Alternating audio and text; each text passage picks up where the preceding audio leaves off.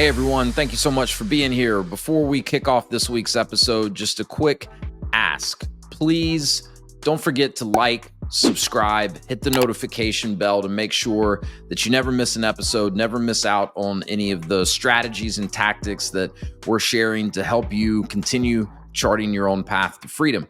And if you'd like to go deeper with any of this, we've launched a free Facebook group, which you can join at pathtofreedom.com/group. And we've linked that in the show notes to make it easy for you to find. All right. Thank you again for being here. Let's drop in to the episode. What's up, everyone? And welcome back to the Path to Freedom podcast. Today, I'm joined by a good friend, Eric Martin. Eric is the Senior Vice President of Franchise Development for Happinest Brands. Eric, good to see you. I really appreciate you being here, man. Good to be here with you, Wes. Thanks for having me, man. Yeah, it's my pleasure. It's funny, we were joking before we started recording, you were getting your headset set up. Yep. And for those listening, I kind of joked with Eric. I said, you look like a offensive coordinator, and because he's got the zip up and the headset on. And Eric goes, well, I actually used to be a coach, which I did not know prior to that. So you were a college coach for a while. You played offensive line in college, played at Indiana State. That's right.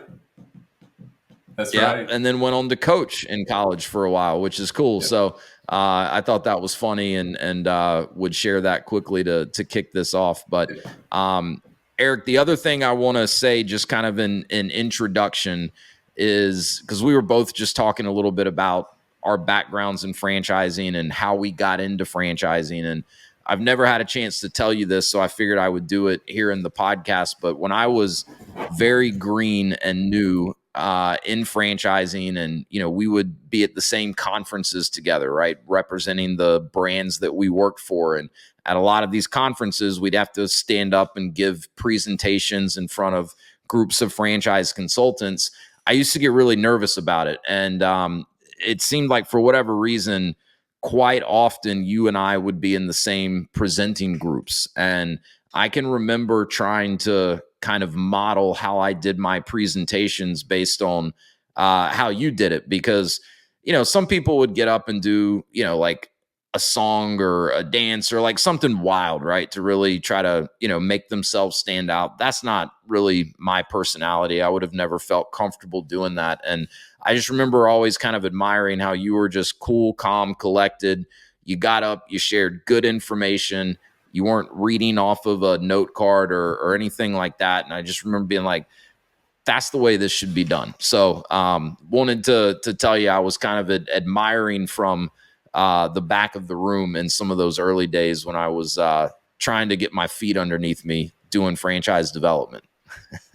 No, that means a lot that you said that, Wes. I've never heard you say that before, and I appreciate it. And I was taught long ago by one of my mentors, it's not always what you say, it's how you make people feel. And I think if you engage with whatever audience that you're presenting to, you have to have good salient points, but you look them in the eye, you come up with a good plan, and you present that to them and try to give someone useful information, but also just make it engaging. Make that person feel special that's listening to you. And that's good advice that I got years ago. And I think it's good advice for anybody, a small business owner or in franchise development, whatever it may be. So it means a lot that you said that, man. Thank you. Yeah. Hey, man, my pleasure. And definitely learned from you a little bit over the years, and excited to have you here to learn more today, and excited for you to have a chance to share with the audience a little bit more about Happinest Brands. So for those listening that are not familiar, give us kind of the high level overview. What is Happinest Brands? Sure. Happinest Brands is what we'll call a platform company. There are some different kind of flavors in franchising today. As you're well aware, there are some individual kind of companies. There are some franchise development organizations that serve as an arm to sell franchises for emerging brands. And there are some platform companies that may have a multi-brand strategy and centralize in some way, shape, or form, kind of providing value to franchise owners across a larger system. So Happinest is very focused as a platform company on service-related brands. Our bent has been very focused on home services. And we're looking at other concepts as well as a part of this platform in the years to come. But currently our focus has been more emerging brands that have white space, have a great leader, an SME in place, a small nucleus of a team already in place, and maybe a handful of units. We haven't been a company that's gone after larger businesses with hundreds of locations to roll under Happinest. We want to kind of groom those brands, have them develop and evolve underneath the Happinest platform and infrastructure. So there's a shared services component, starting with our chairman and CEO that you know well, Scott Frith.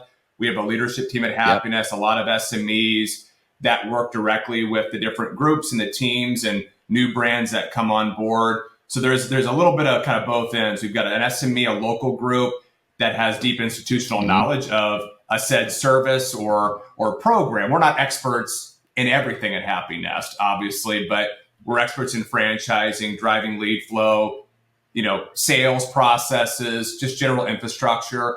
And it really allows a smaller emerging brand to, grow respectfully and responsibly, but at a more accelerated pace than they may have been able to do as an individual brand. So they look at Happinest as an accelerant to help them become relevant and become a brand that looks more like someday Lawn Doctor, which was kind of the initial Happinest brand.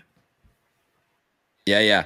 And I want to get into a little bit of the evolution of Happinest, but a couple things you point out. I like how you described it as an accelerator. I think that's a good way to describe it. And when I'm working with candidates or prospective franchise owners, there's a lot of different options that someone could look at in terms of different franchise opportunities. And you mentioned emerging brands, right? A lot of times initially just the idea of an emerging brand, it immediately seems like a riskier proposition to a lot of people, and understandably so, right? There's not as much of a track record. When you're researching a franchise, you're going to have access to certain types of data based on the other franchisees' performance in their business. And, with an emerging brand, you don't have as much of that data, or you may have really none of that data, at least from other franchisees.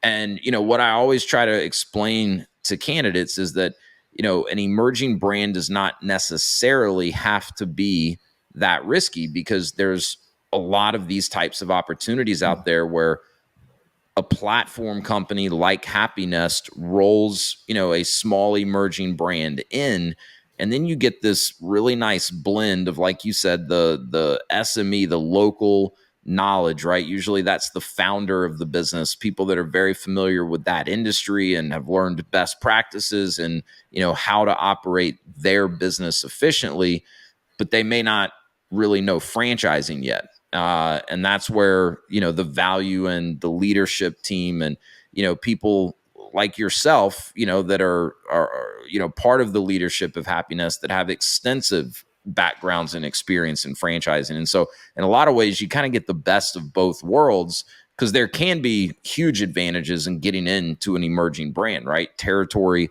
availability is going to be not nearly as limited as it is with more established brands. It's just a chance to get in earlier, right? And there's going to be more potential upside. There's tons of advantages, but it can be risky. So I love these types of opportunities like you guys are cultivating here at Happinest. Yeah, that's a really good point, Wes. And there's a ton of benefit and value to getting in early. We all kind of know once you've heard of a brand in your area, it's sold, it's gone. There's no opportunity there anymore. And a lot of these models that we have, we want to allow for scale, whether it's growing, kind of horizontally, or in some cases, a part of our, thinking going ahead is growing vertically by an owner having coming in, starting with a brand and maybe adding a brand or two over time and going deeper in that market. But when you look at the institutional knowledge and the resources that a Happinest can provide to a new brand, we have about 3,000 years of collective franchising experience across Happinest. And when you look at the brands that we attract, these founders are smart. Some of them. You've met them at conferences. You look at someone like an Andy Fuller of Mosquito Hunters and Humbug Holiday Lighting, or Chris Stones of Elite Window Cleaning and Sparkle Squad. These are founders. They've been through the tough stuff. They've seen what it's like to be in the trenches. They own a business. They've seen what it looks like to hit these different revenue bands and what it takes to move from $500,000 to $1 million, from $1 million to $2 million. They've lived it. And as an owner coming in, you get to work directly kind of with those founders and the team that they've established. But the sheer fact, the bottom line is this, you know this as well as I do. There's, I think today, 4,000 roughly franchise concepts in the US. Probably every year it grows, but it's always in that 82%. It is 82%. 82%. That's a lot. That's a big percentage. We'll never get to or surpass 100 locations. And the real reason that is, Wes, as well as you know, is startups, founders, sometimes they have a great concept. You got to have money. You got to have resources. And the reason businesses, you may not see them ever go on to that next step is they're underfunded or they're undergunned. And that's really what a Happinest Brands can help a founder-led franchise system like ours here at Happinest become a hundreds of locations system because of those resources to help them accomplish that. Yeah, that's such a good point. And you mentioned something earlier too, responsible growth, right? I mean, that's another reason so many franchises never get beyond, a handful of franchisees or 10, 15, because they're letting the wrong people in, right? And if you get too much of that, especially early on, it's going to fall apart and it's going to become very difficult to continue selling franchises if there's not, demonstrated success amongst the franchisee base that you have and positive validation from the franchisees. And so, and a lot of times letting the wrong people in is a function of being undercapitalized, right? Because they need the franchise fees to pay the bills. And I had Nick Sheehan on not too long ago, who and he brought up a really interesting point, which I think a lot of people, especially if they're not familiar with franchising and if they're considering becoming a franchisee, would never think about. But a lot of emerging brands, and it somewhat depends on the business model. He was particularly talking about, more brick and mortar and storefront type business models. But, it can be 3 years, if not longer, before there's any substantial revenue coming back to the franchisor from royalties. Because once you sell the franchises, then you've got to get them open. You've got to get them trained. You've got to, support the franchisees, and they need time to really ramp their business up. If you think about it, the franchisor is only taking a small percentage of that gross revenue. And so it's very, very important that an emerging franchisor is well capitalized and not trying to bootstrap it. Well said. It takes, common knowledge and kind of wisdom is about 100 locations until you get to royalty self-sufficiency. And obviously you want to get there relatively quickly, but build your house out of bricks, because those first 10, 15, 20 unique franchise owners you bring on are going to set the stage for your next 100, 200, 300. So you can't swing and miss a lot. And you have to be, it's very hard, I will say, as a franchisor, because you want to grow. You want to show positive unit level growth, but doing it with the right people that have, more importantly, the right understanding and expectation coming in. You're a pillar of our system. We're going to be scrutinizing this pretty closely to make sure that we're aligned and a good fit for each other, because you're going to be one of our model citizens here going forward. And frankly, for a franchise owner, that's a big responsibility. Bringing on a new owner for Lawn Doctor today, it's extremely important. And we're excited every time a new owner comes on, but there's hundreds and hundreds of locations. Yeah. We start looking at a Sparkle Squad as an example. You well know, we just came out of the gate and have added a lot of new units and some very good owners, but these are foundational owners that are going to set for us the course for the next 10, 15 years and beyond. So vitally important to attract and bring on the right people early into an emerging brand. Hey everyone, we'll get right back to the episode, but I wanted to quickly share a free resource with you. If you're curious about franchise ownership and want to learn more about how countless people, including myself, have leveraged franchising as a way to create more freedom for themselves and to take control of their livelihood, I've put together an ebook. It's called Franchise Wealth Creation, and it's the perfect starting point for anyone that's just curious to learn more about this whole franchise thing and how I've helped hundreds of other people navigate all the steps involved in understanding and researching franchising.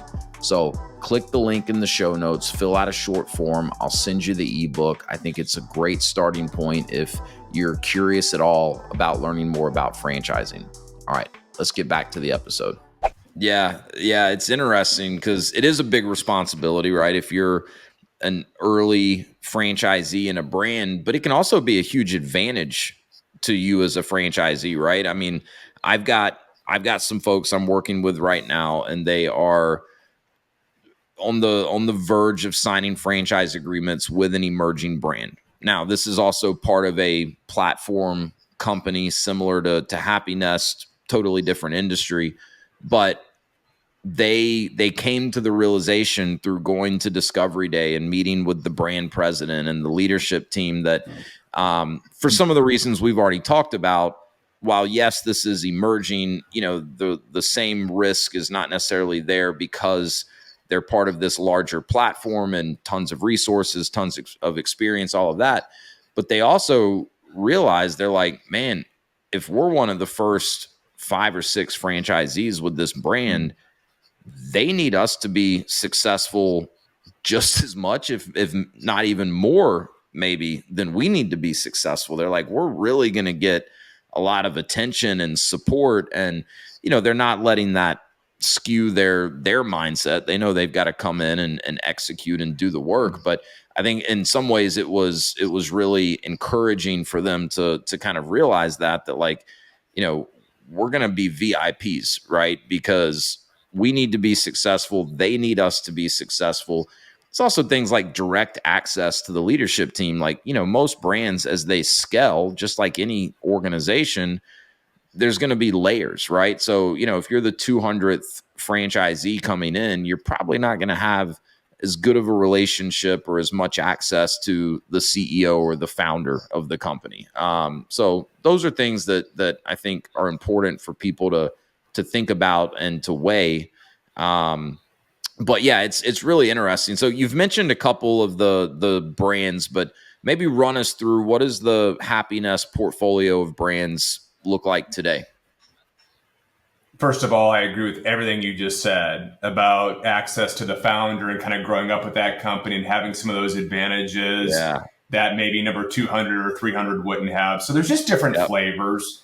As a candidate, you got to figure out the right culture and fit for you and what makes sense for you. But you do get a lot of love and attention as an early adopter when you're kind of in that pioneering stage.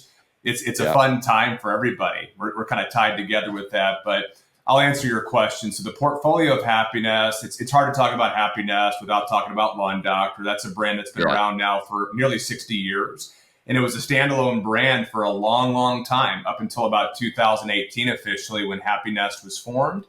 And we acquired Mosquito Hunters in 2018, which has now become Mosquito Hunters and Humbug Holiday Lighting. That's a dual brand that has some really cool attributes that we can, perhaps touch on a little bit down the road. Sure. After that, we acquired in 2019 EcoMaids, which is an all-green, non-toxic, Green Seal certified cleaning service that does homes and light commercial cleaning. Great business model, a little bit more of a staffing type of business, obviously, when you get into cleaning. And in 2022, we acquired Elite Window Cleaning, which helped us go into Canada. And the founder of Elite Window Cleaning, Chris Stones, brought just some incredible differentiation and a unique approach to how windows and gutters are cleaned using technology and carbon fiber water-fed poles that eliminate ladders and the dangers associated. So we've been looking at that category a long time and just had not found the right founder, the right concept to fit into Happinest. Chris and Elite were perfect. We loved it.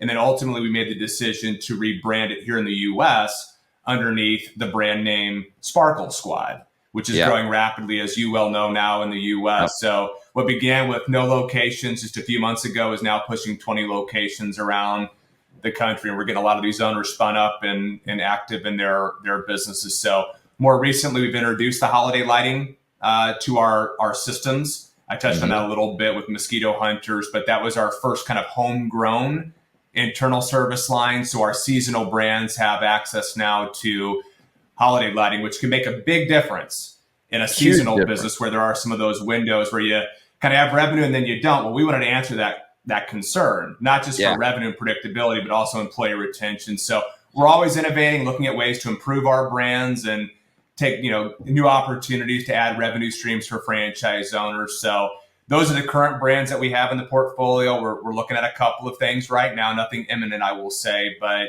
Okay. we always kind of start with kind of category.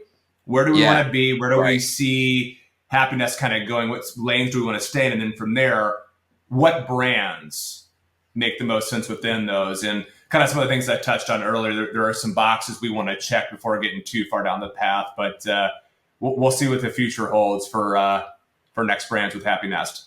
Yeah. Well, it's exciting, and it's a really good, kind of foundation that you have. And, you talk about adding the holiday lighting in. That is huge, right? Because in like the mosquito business or the window cleaning business, it can be seasonal, especially depending on the market or the part of the country that you're in. And, so more consistency in revenue is huge. But as you mentioned, employee retention, right? That's always been a concern that people have as they look at different seasons, because seasonal is not always a bad thing, right? I mean, there's definitely a lifestyle component to having a business where you're not crazy busy for at least a handful of months out of the year, right? But it's the employee retention, especially if you have other things going on, right? In addition to that seasonal business, the dip in revenue may not be the end of the world, especially if lifestyle is important to you. But the employee retention and having to essentially restaff the business every single year is very difficult and very time consuming. So, and there's big money in holiday lighting. It Huge. blows my mind how much money people and businesses will spend on having their house or their building decorated. It's bonkers. Yeah, during the holidays, people are spending their money and people love their homes lit up. And it's just to do it for me society. It's the reason Happiness Brands and others like us exist, is in this Amazon kind of Uber Eats world that we're in. It's on demand. I need this, get it to me now. I don't want to deal with it. Home services, while not glamorous and sexy, work very well because it's a do it for me society. People don't want to do their lawn or their pest control or clean their windows or put their holiday lights up or clean their home, whatever it may be. We want to have a brand for that. Says, hey, you don't want to do this? We can do it for you. Take this off of your plate. With holiday lighting in particular, it's very profitable. And the model that we use here in particular, it's kind of a rent lease model where as a customer, you're doing a deposit up front. We're getting the lights with that. Custom cut, install, maintain through the year, take down, store. We're coming back next year to do it again and again and again. So you got this built-in predictable customer base that expands every year, and it fits in very well. The big challenge I've seen there's a handful of holiday lighting companies that are coming to market. It's still in its infancy stages, I will say. It's a $6 billion space, outdoor lighting, but it's starting to kind of become more formalized and professional. Those standalone companies are going after seasonal brands, trying to find something to latch on to say, hey, you do this the other 8-9 months of the year, but do this for free. We've already got it built in within Happinest across several of our brands, so it just made perfect sense. Yeah, it does. And it's a really interesting business. And, it's not only are we seeing even more of a shift to the do it for me, type of society, especially anything around the house with the Christmas lights in particularly, we also live in a keeping up with the Joneses society, right? So people keep up in the ante every year. And I mean, like we have young kids, right? So around the holidays, we'll throw the kids in the car, get them some hot chocolate, drive around and just, look at lights. And we've got some neighborhoods where, that's the thing in the neighborhood, right? Is everyone, goes ham decorating their house, and every single year, they raise it to the next level. So I got to think that's a good thing for these holiday lighting businesses, because neighbors are competing with each other for the best Christmas light setup. You're so right. We do the same thing. My girls and my wife and I, every year. It's a lot of fun, but yeah, there's just so much demand for it, and it's continuing to grow. And there's a limited opportunity because it's such a short window for any 1, 2, 5 or more companies in a market to be able to deliver, because you've got this pressurized window to get these lights up, right? So there's a ton of opportunity in business to go around, and we're in the top of the second inning in this industry. I will tell you, we'll see in the next 10, 15 years, it's going to continue to evolve and take new shapes, but we're pretty excited to get into it when we are. We feel it's the right time. We did a pilot program for 3 years prior. to make sure we were ready, kind of work out the kinks. We do a separate training class for all Happinest owners in the middle part of the year. That's when you want to get this kind of cranking and start getting yourself kind of going with early installations, et cetera. So there's a whole lot behind this, but it's taken years to kind of formalize it from our perspective. It's not just, hey, just throw this holiday lighting thing onto your business, it'll be great. It's no, there's a whole separate focus and plan and path for this. So we want to make sure that you're ready to do that at the right time. Hey everyone, we'll be right back to the episode, but one quick note, success doesn't happen in a vacuum. So if you'd like to learn more, you want to go deeper and interact with like-minded people, I'd love to have you join the free Path to Freedom Facebook group. You can join by going to pathtofreedom.com/group and become a part of the Path to Freedom community. All right, back to the episode. Yeah. So do all of the Happinest brands and their franchisees have the ability to do the holiday lighting, or is it just certain brands? Just certain brands. Really more of the ones that have the seasonal windows have that element to it. So that's where it made the most sense. Yeah, totally. That makes sense. So give me a little bit more of the backstory. So, you mentioned Lawn Doctor. That's a legacy brand. I'm sure most people listening recognize the name Lawn Doctor and would recognize the logo if they see it. I think you said it's been around for over 60 years at this point. What led to the evolution of Happinest being formed in 2018? Because as you mentioned, it all did kind of come out of Lawn Doctor. It did. And it's a great question. And what I will say is we looked at, again, the collective team at Lawn Doctor. We have a great media team, software, IT, finance team, a lot of back office support, an in-house sales center. Our media team was driving media very successfully for Lawn Doctor owners. All of this infrastructure for an incredible brand that's kind of more in its latter stages of development. Sure. And our CEO and chairman, Scott, sat down, kind of whiteboarded this out and said, hey, we've got a lot of meat on this bone. We can utilize this and help other concepts that want to look more like us someday come into a platform. We didn't know what it was going to be called at that point, but that's where it kind of got started. And Happinest, we're happiest, we're content in our home, our nest. We felt that was the right kind of framework for it. And then it was a matter of finding the right kind of initial brands to bring in that could really utilize the learnings, the experience, the infrastructure, and allow us to leverage resources and economies of scale as we build our footprint and have more channels of distributions across brands, driving media into certain areas. There might be 2 or 3 or 4 brands in a general MSA. And we're seeing a vision here longer term of really seeing owners, they're in their market, their respective brand or potentially brands.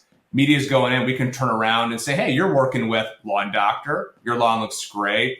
How about we flip you a discount and have you go ahead and bring on Sparkle Squad? We'd love to clean your windows and your gutters as well.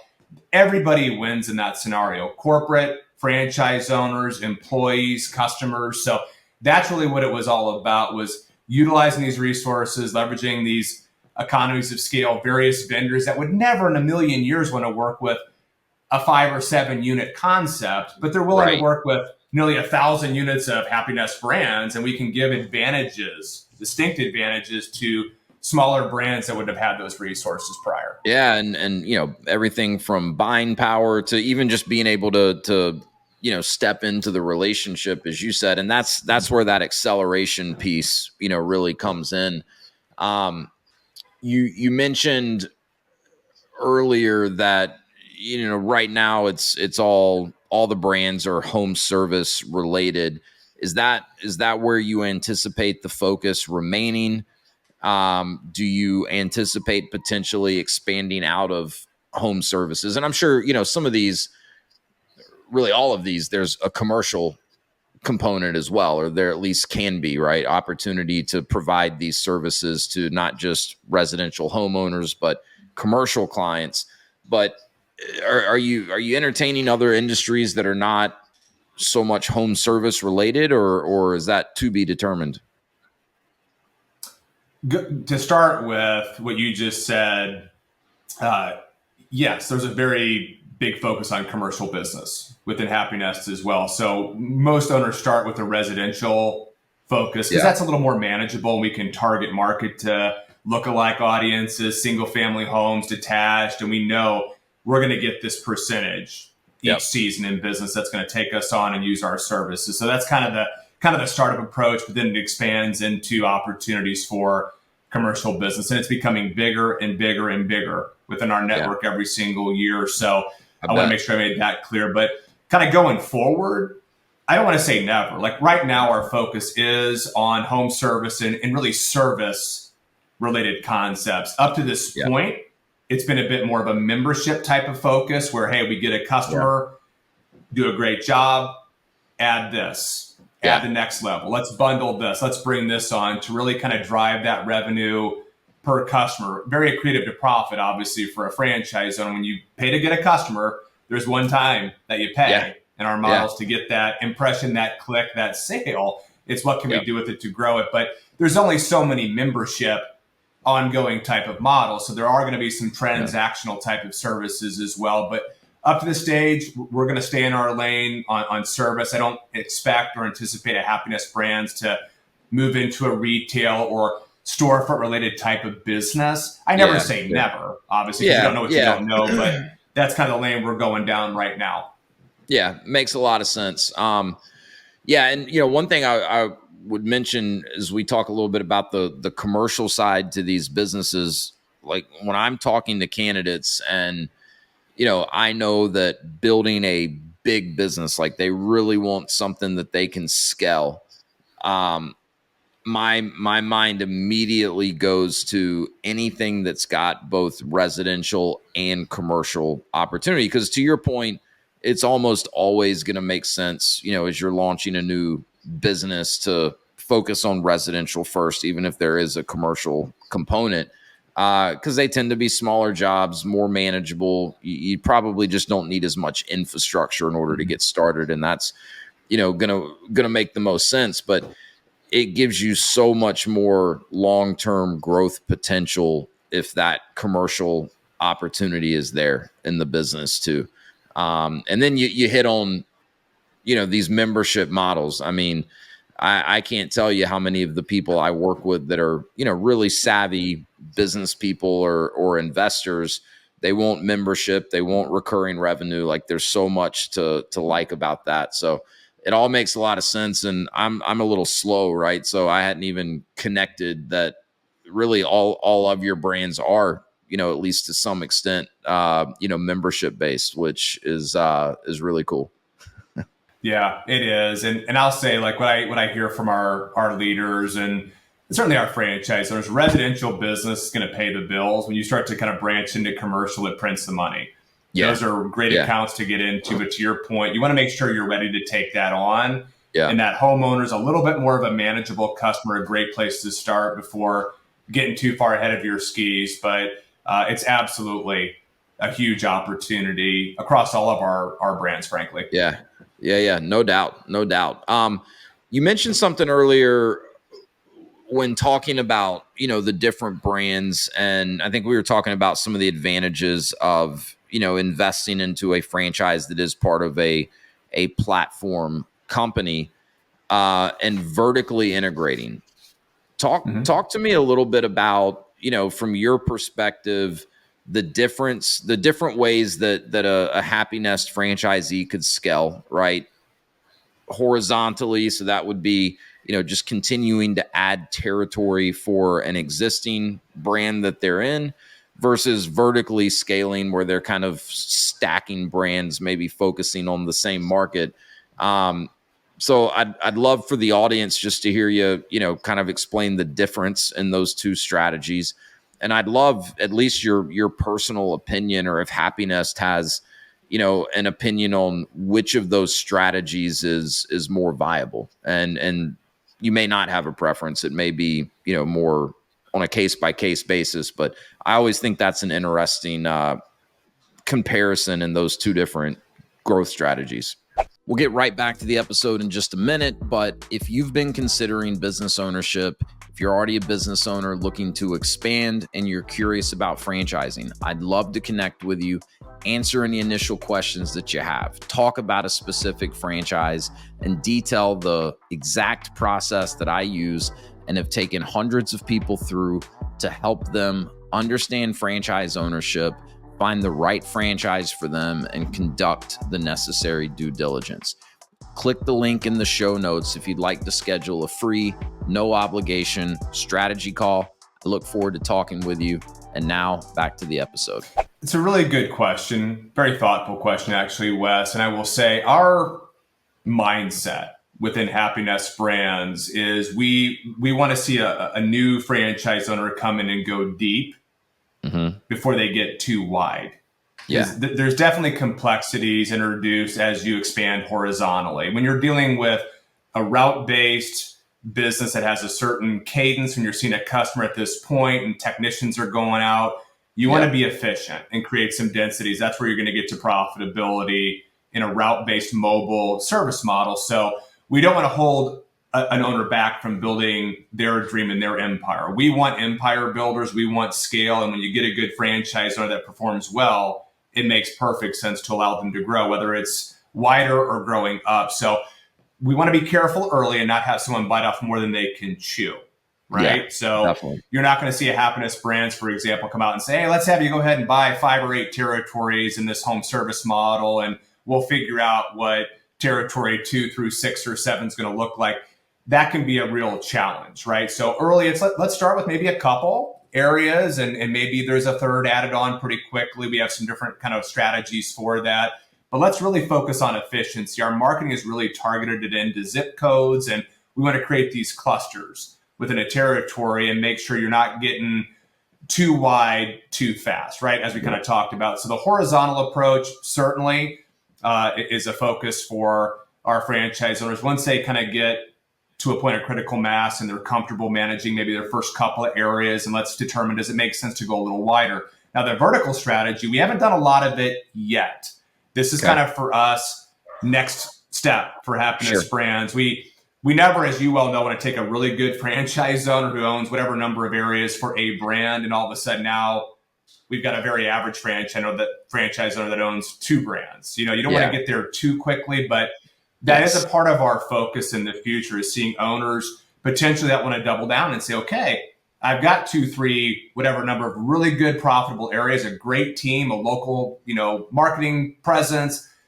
I want to take this area these customers already have and double down and kind of come with another service and expand my reach a little bit. So that's definitely an opportunity that we see as a big part of our future. And anybody looking at a Happinest brand, we talk about that. It's not a today thing, but over time, we want to see you have these opportunities.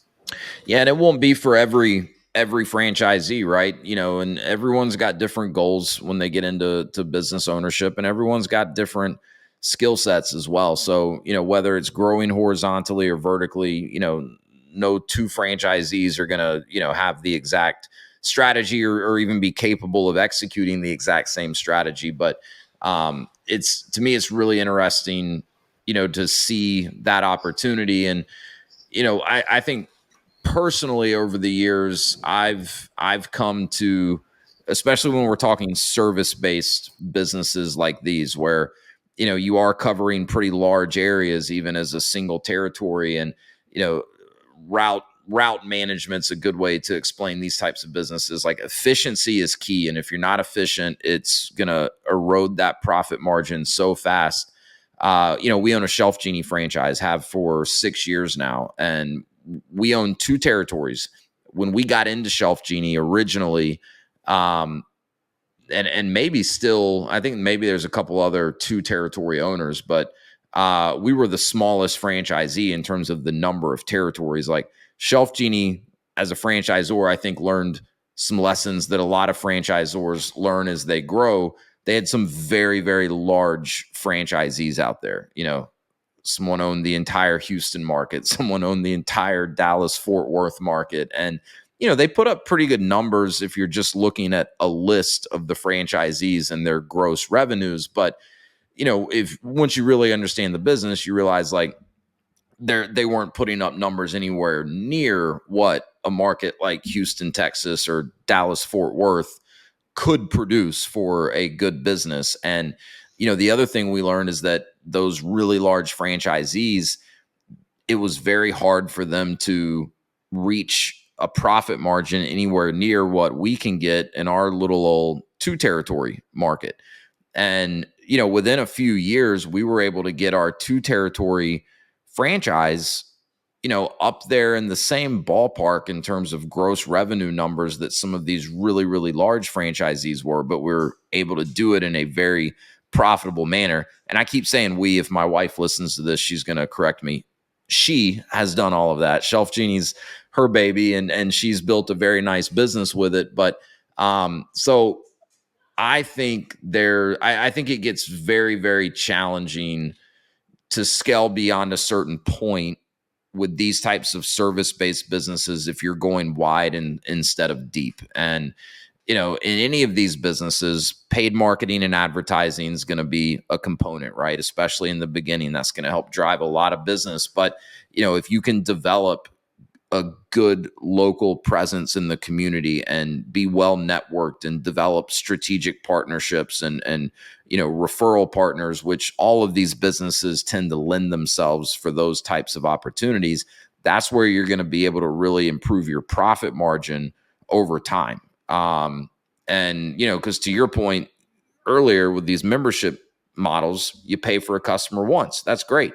Even better if you don't have to pay for the customer, and that's where the referrals and the strategic partnerships come in. Well, I think about it that's a great point to bring up when you use Houston as an example. Houston's a market for most service businesses that's going to have several territories and several franchise owners. And it feels really good probably if you're looking at a startup that says, hey, we'll just give you all of Houston. The MSA is yours. Be our guy or our gal. You're never going to get to it all. And you might have some good numbers, but it might be here and you own this. And that franchisor looks at it and go, well, what if we had 4 or 5 owners in this area? But as a franchisee, the benefit to you is you've got neighbors that are spending ad dollars. You can't spend ad dollars to cover Houston. No. As a unique franchise owner in a service type of model. But if you got 3 or 4, networking friends that are doing the home shows with you and putting in ad dollars, that helps you as a franchise owner in several different ways. So we all have a big appetite with our eyes, right? It's how much can you really bite off and chew and digest. That's important. So it goes back to what you said. We try to do things the right way here and make sure that we educate a candidate on this is the strategy. This is where you're going to benefit from. And to your point, own your territory, whether it's 1 or 2 or 3 or whatever it might be.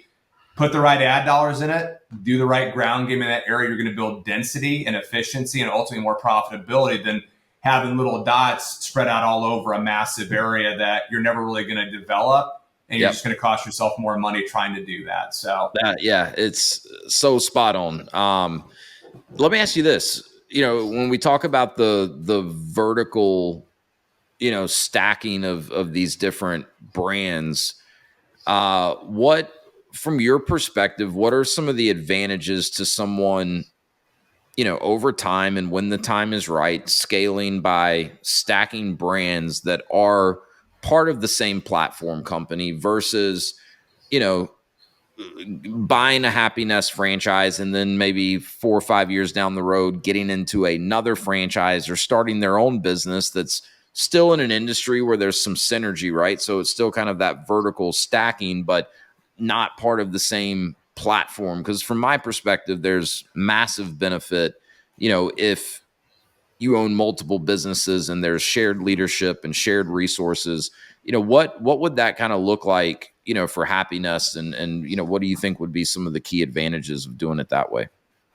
I think you touched on primarily the main ones is just comfort and familiarity with the systems. We use the same systems across our brand. There's different widgets and a different cadence or delivery, but it's essentially the same platform software, media process, sales center process, owner level focus process. All of those things are very similar. Once you get some comfort with your leadership team and with the systems in place, it just makes it easier to stack on a brand.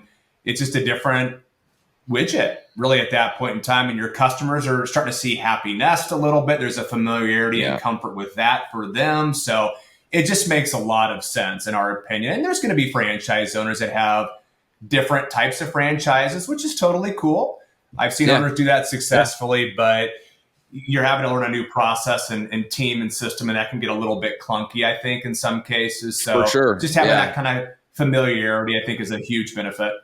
Yeah, and I think it's probably a bigger benefit than like most people would consider it to be.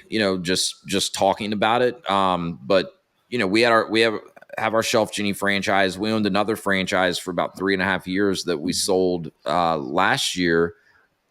So no shared ownership, right?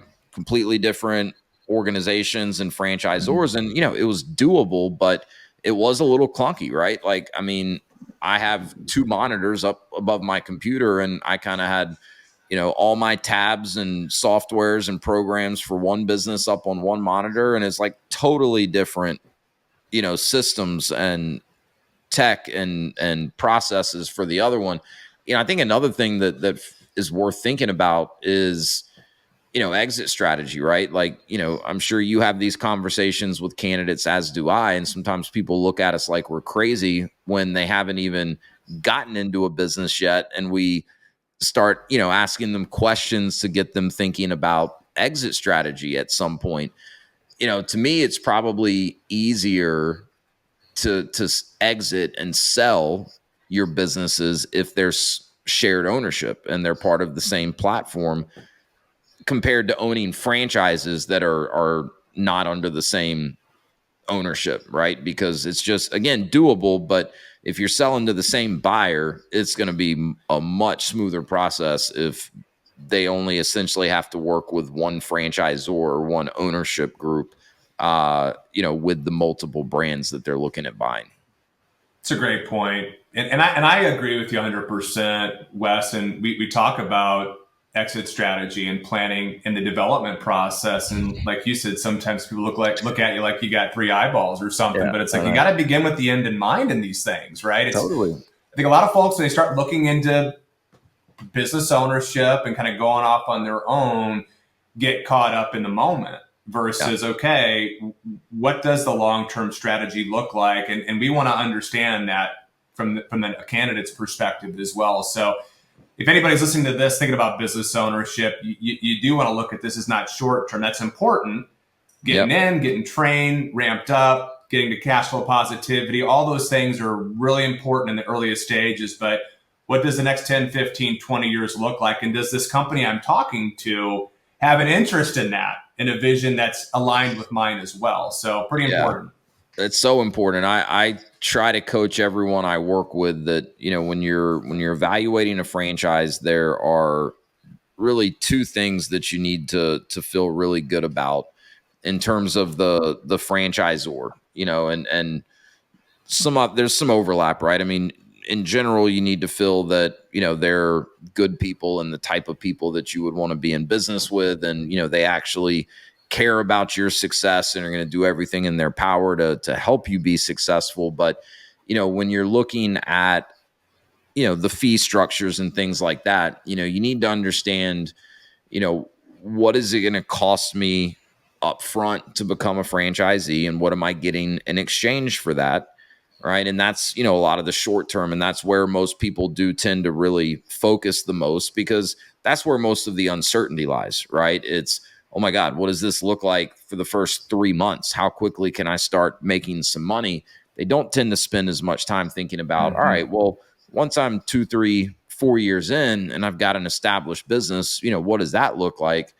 They're just hoping to get to that point, right? And the in the thinking and the worrying that they're doing prior to making the decision to buy into a franchise. So you need to understand that, and you need to feel good that there is good value exchange for what you were paying for up front. But you also really need to understand, all right, what is the ongoing support that I'm going to get look like, and what is that costing me, and is that worth it? Because there are franchisors out there that probably don't do a good enough job of continuing to add value to their franchisees once they know the business and are established and have their feet under them. I know some franchisees that are pretty darn bitter at this point because, they've been paying royalties for 10 years and they don't feel like they get anything from it. They would tell you they got good value up front and it was helpful, but that was for like 1 out of 10 years. So Right. that's important, that you feel like there's going to be good ongoing support and value from the franchisor. I know that's something that you guys, think about and have top of mind at Happinest. But not all franchisors do it as well. Yeah, not all franchisors are cut from the same cloth, and we kind of know those that do it right Yeah. and those that don't. And Yep. we believe at Happiness, franchising, simply put, comes down to really two things: good relationships, trusted relationships with your franchise owners, and good unit level economics. A model that allows a franchise owner to make a good income when done the right way, not overnight. We always set the right expectation, but as you grow and scale your business, it's meaningful. And there is an opportunity to monetize that. And you know as well as I do, service concepts trade at a pretty high multiple because there's cash flow coming in. There's consistent customers that have been booked and there's an ongoing predictability. Yep. So you replace the startup owner with somebody new that continues to move pretty steadily and can continue to grow. So if we do things the right way on our end and our franchise owners execute, we typically have really, really good results. And I think about providing value to a franchise owner. A lot of our brands are newer. So obviously there's a lot of innovation happening and things are evolving and nothing's static in franchising, as we all know. Things are going to change and evolve every single season or a year and improve and get better. The more smart owners we bring in, the more feedback we get, things are going to be tweaked, right? Case in point with like a mosquito hunters and a humbug holiday lighting. We've added perimeter pest services to mosquito hunters to expand the season and revenue potential based on some feedback, again, from franchise owners. And we had to take that and implement it. Right. Talk about I look at Lawn Doctor. Right. I look at Lawn Doctor, been around for nearly 60 years. And you look at that and say, my gosh, we've got tons of legacy owners, some that have taken over from parents, in a couple of cases, grandparents. Wow. How do you continue to provide value to someone like that who's paying a royalty? And we've created a really cool program. I won't go into a lot of detail, but it's kind of a ladders program within Lawn Doctor where we're allowing owners now kind of through mentoring to kind of meet with an owner that's a revenue band above and see like, what is it like to go from 250 to $500,000 or from $500,000 to 750? Those are resources you want to provide to keep your owners obviously growing, fulfilled, feeling they're getting value. And I believe at Happinest, we do a really good job of constantly looking at ways to bring more and more value to our franchise owners. And I think as a franchisee, you're being one yourself, you can appreciate that. I'm paying this royalty. I want to make sure that there's a continuation. And the last thing I would say to that, and I hope you'd agree with this, is beyond the corporate kind of structure and ongoing support, it's that fraternity of franchisors that's so undervalued. I hear more and more people talking about it now, but when you're a part of a system that's growing like ours across brands, we've got a lot of really smart people that run these businesses and they work together in different markets and share ideas. It's helped our newer brands improve every single year by learning from maybe a Lawn Doctor owner or other brands that kind of interact with each other. So there is that fraternity built in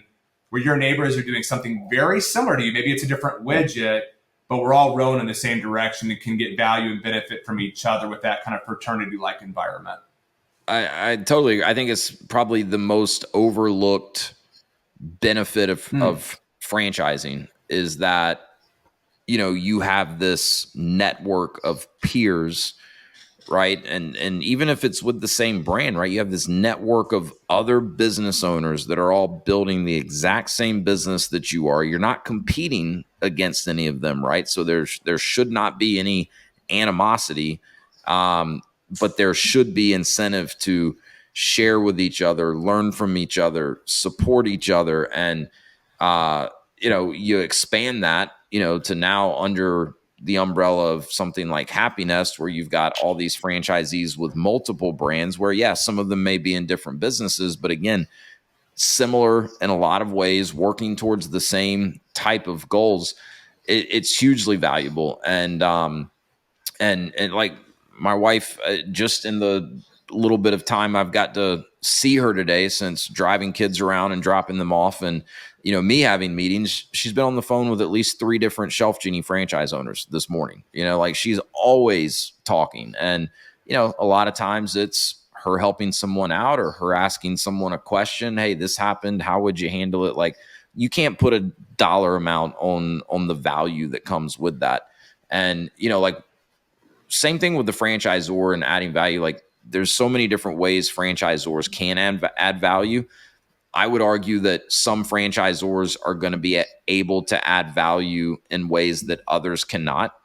Like McDonald's, for example, a lot of the value you get is in the logo, right? Like, you put the sign up and people are going to come, right? Like, I personally don't believe the brand name is as important in these types of service businesses. Like, I don't need everyone in America to know and recognize the name Shelf Genie, right? It's great the more people that do, but I really need that franchisor to support me in other ways. And like, in that particular business, supply chain and, being able to manufacture a very high quality custom product at a very good price, to me, that's like the most valuable thing that they can do for me. But then it's evolving. Like, Lawn Doctor, such a good example, right? The brand's been around 60 years. You've got it's so cool too to hear that you've got franchisees that took the business over from their parents, or even their grandparents were the original franchisees. Like, that's mind blowing to me. But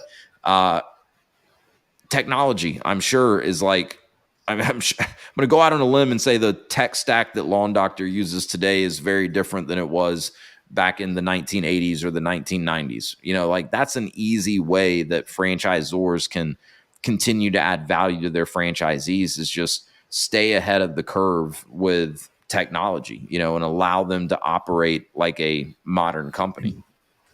Absolutely. That's such a great point, Wes. Coming from a place of experience, you're living it. And I think the vantage point of a franchisor is different than that of a franchisee. Not better or worse, it's just different in that as an owner of a business, a unit level operator, you're focused on your backyard and trying to get things done to grow your asset. You're depending on your franchisor to look out 5, 10, 15 years and beyond. And what I feel in service businesses, especially with ours, is the advantage as an owner you have, the distinct advantage is you're freed up to do what the most important thing is as a local service business owner, is take good care of customers. There's so many moving parts behind the scenes, from getting that click, that lead coming through, to what's that initial experience like for that customer? How is it converted? What's the expectation from there? That local franchise team has to continue that experience. But in order to do that, efficiently and professionally, they have to have time to build and nurture that team. They have to have time to do local events and brand build in their community. We want to free up an owner to not worry about this stuff. We want to centralize the initial click, that media campaign, centralize that initial sales process with our call center, to free you up as a local owner to focus on customer relationships, which lends itself to great retention, which all of our models have. And that's how you build wealth at the local level. So you can't do everything as a business owner. You can't be everything to everyone, but so many franchises today, the world moves so quickly, and they're all saying, hey, you got to meet the customer where they're at. We're doing a lot of marketing. You got to answer those phone calls and those lead forms on the second ring, or in the 5 minutes or less. Good luck. It's wishful thinking. When we all live lives and we got kids and we're driving around, and businesses and consulting and other things that are happening, just day-to-day life, it's really hard, as I've learned and we've learned, for a unit level operator to meet that customer who wants to pay you money to do a great service. But number one, you got to be in front of them. And number two, you got to meet them where they're at and convert them on their time. And it's very hard to do that independently. It's much easier to do that centrally, to free up a franchise owner to focus on the back end. And that's been our recipe, and it's worked out pretty well.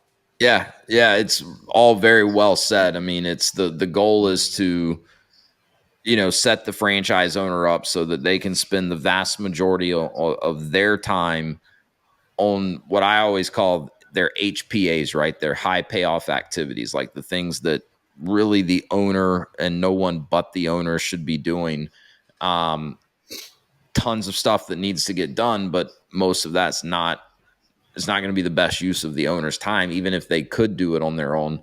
And if you're trying to juggle all that too, like you're probably not getting out of business ownership what you wanted to get out of it in the first place, which for most people is, sure, more money or financial resources, but also better control of their time, more freedom, more flexibility of their schedule to, do the other things in life that they want to do. So, man, I could talk to you about this stuff for hours. This is fascinating stuff. I know I've kept you for a good chunk of your Friday afternoon though. So, I guess in closing, is there anything I didn't ask you about, as it pertains to Happinest Brands, or is there anything you'd like to share with the audience kind of in closing?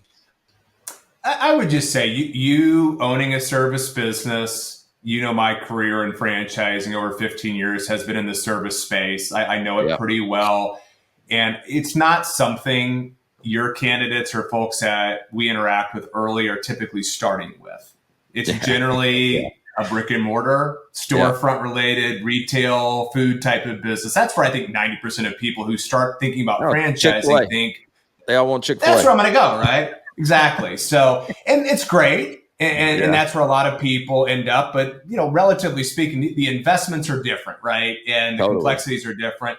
Home services, I would always encourage someone who may be listening to this today, just kind of noodling on some ideas. You shop for a franchise, for a business that you're going to own differently than you would as a consumer. You're looking to score it differently. You're looking at attributes. And I think just some of those things are going to be obviously the investment range, the relationship I'm going to have with my customer. What role do I want to play?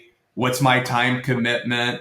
And then from there, it's like, okay, do I feel good about this product or this service that I'm going to be delivering? And can I maintain some type of continuity and build retention or ongoing activity with this customer base? You look at businesses differently when you're looking to own one versus, I love going there and shopping there, or I love that food, I think I want to own one of those. You might absolutely hate that business and it's so not the right fit for you. So just keep an open mind and score businesses by attribute before you get too far down that path.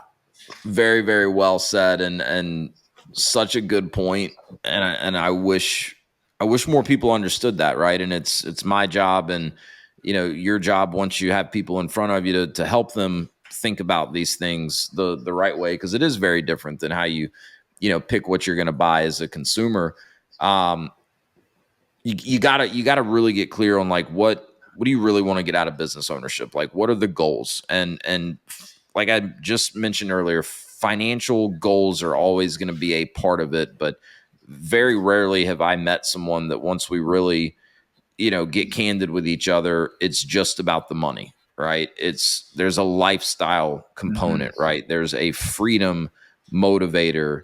And so really get clear on like, what do you want your lifestyle to look like? What are you really good at? What do you like to do? Like, what have you done up to this point in your career that's got you the most excited or the most fired up? Like, let's go find you a business that allows you to spend most of your time doing that versus stuff that's going to make you miserable. I use the food example all the time, and it's not to shit on food franchises, but a lot of people go eat somewhere, they love it. They're like, oh man, this place would crush it in my area. We don't have anything like it. Therefore, I'm going to open a food franchise.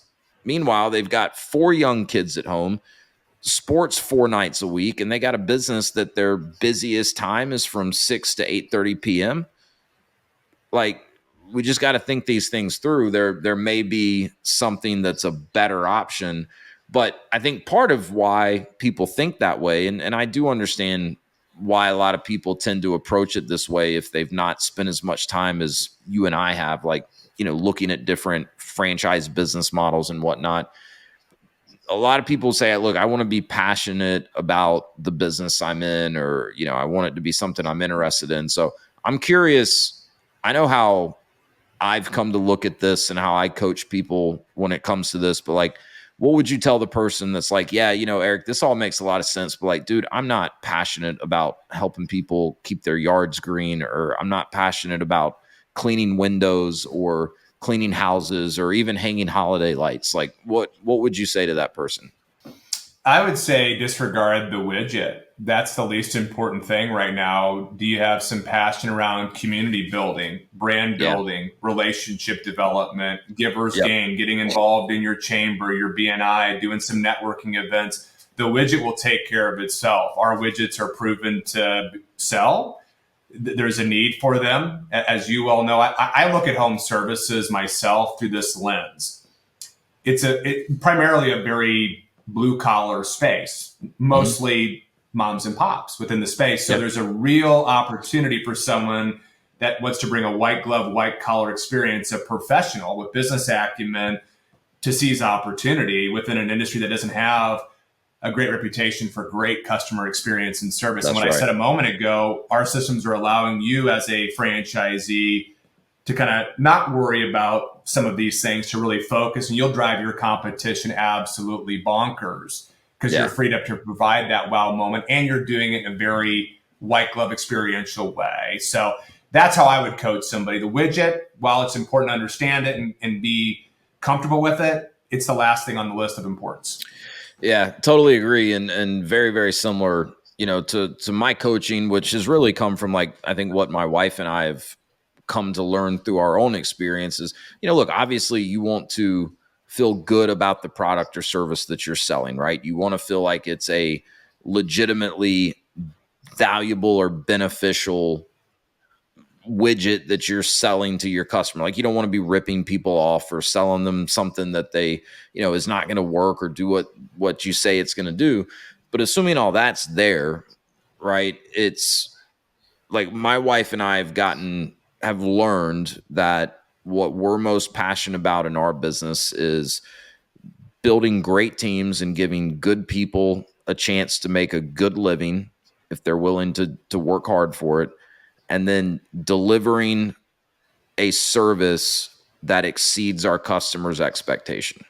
Right. And then, like you said, in industries or in a space that, the bar is not set very high anyways. So it's honestly not that hard for us to like blow our customers away with our communication, our service, the quality, like all of that. But like I'm not passionate about shelving, dude. And we owned an insulation business. And I will say, like, I'm less passionate about insulation now than I was when we got into an insulation business. But we take a lot of pride and have a lot of fun in these other things, right? And then, for us too, because we have young kids, like we've gotten very passionate about showing our kids that we can go out and build something that we own. Whether or not they want to go that path or not, we don't know yet, but we like them seeing that, we can kind of take a little more control of our lives, by taking what most people perceive to be a crazy risk. Yeah, I agree with you 100%. To me, it goes back to what you said a moment ago. Financial, outcomes are very important, right? Yeah. You're investing money, you're investing time and effort. You want that to pay off. And that's what a franchisor wants. Franchise doesn't work if your owners aren't making money and building successful businesses. But I contend it is one of the last things, honestly, that, people are really looking for, and they may not even know that. They have a decent job. It's paying the bills, but they're not fulfilled. It's a lack of fulfillment. It's a desire for having control of something that you're building, an asset that you can monetize and get perhaps family involved and make a difference in your community. I think a lot of owners that come into this process, or candidates, I should say, they aspire for something more. There's something more out there. I think that's what's in someone's mind. And can I do this for myself? You hear it like I do. I'm tired of building somebody else's dream. I want to build my own. Well, it takes some initiative to do that. It takes some money to do that. It takes some time to do that.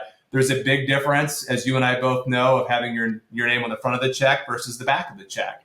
There's a price you pay for that. But if you're willing to pay that, in a relatively short amount of time, you can build something that is for yourself. But I think it's getting started and engaging with someone like yourself to kind of flesh those ideas out and figure out what is important to me, what am I looking to accomplish, and what's the right vehicle to help me get there. Yeah. When you hit the nail on the head earlier, you said keep an open mind. right? A home service franchise is not going to be right for everyone. At the end of the day, I mean, owning a franchise is not going to be right for everyone, period. So, but keep an open mind, right? Take the time to learn and, maybe take a more methodical approach versus emotional approach when it comes to, hey, what types of businesses am I open to exploring? But man, so much that you shared here today that I got a ton of value from. No doubt that anyone who listens to this is going to learn a lot and get a ton of value from it. So Eric, I really appreciate it. We'll link the Happinest website in the show notes. So any of you guys out there, and I will say we've been a Lawn Doctor customer for at least 5 years now. And I don't get mad at me, but I did try a couple other companies before. I won't name any of them. One starts with True and ends with Green, but they didn't do as good of a job, right? And whoever the local Lawn Doctor franchisee is in our area, they have it figured out, right? They got in with one of our neighbors, and then they said, look, we'll give you $10 off for each one of your neighbors that you get to sign up with us. And then it turned into peer pressure, right? And neighborhood group texts are going around like, yo, did you get signed up with Lawn Doctor yet? And you didn't want to be like, nah, or you didn't want to be like the last one in the neighborhood that is still holding out because you're too cheap. So Lawn Doctor comes through, like we're coming into the time of year where they're coming through and they hit like 10 houses, on 2 streets. And that's that efficiency that you're talking about. So anyways, we'll link the Happinest website in the show notes. So anyone wants to check it out, see if their services are available. And, if any of this sounds interesting and you want to learn more about some of these franchise opportunities, you can reach out to me. I'm happy to help. Obviously, you can go to the website as well, and they've got ways that you can reach out and get in touch that way. But Eric, thank you so much. I really appreciate you.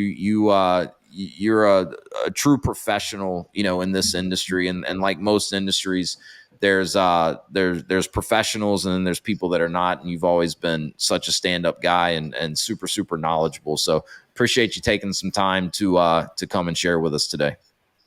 You bet, Wes. Thanks for having me on. We'll have to get a couple of our founders on here of our brands at some point as well. I'm sure they'd love to speak with you too.